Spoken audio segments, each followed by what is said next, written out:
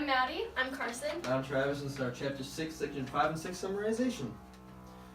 Relief to farmers. When Roosevelt became president, he asked Congress to take more action.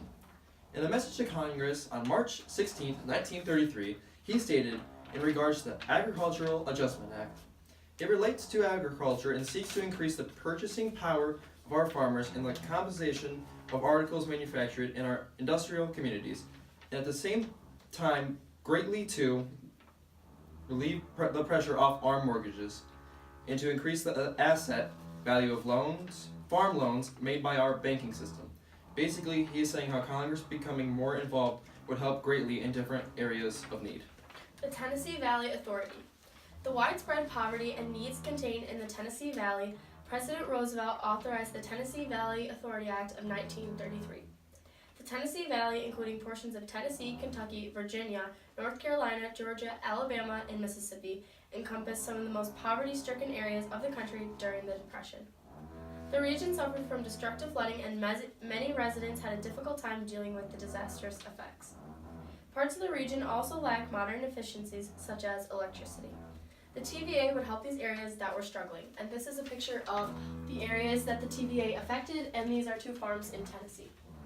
The Civilian Conservation. One of the New Deal's most regarded programs was the Civilian Conservation Corps, or the CCC.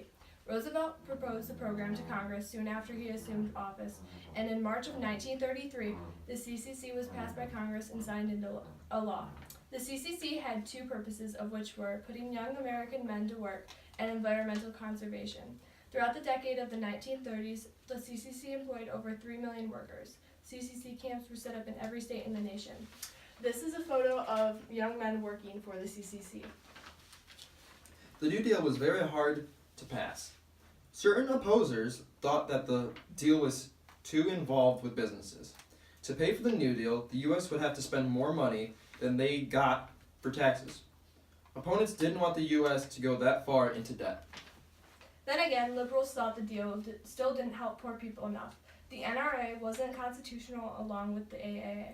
Only states could control agriculture. Roosevelt had a feeling that deal could be forgotten.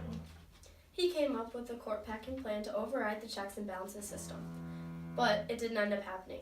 After the New Deal went into effect, FDR kept looking for ways to help the people. And this is the NRA stamp or seal.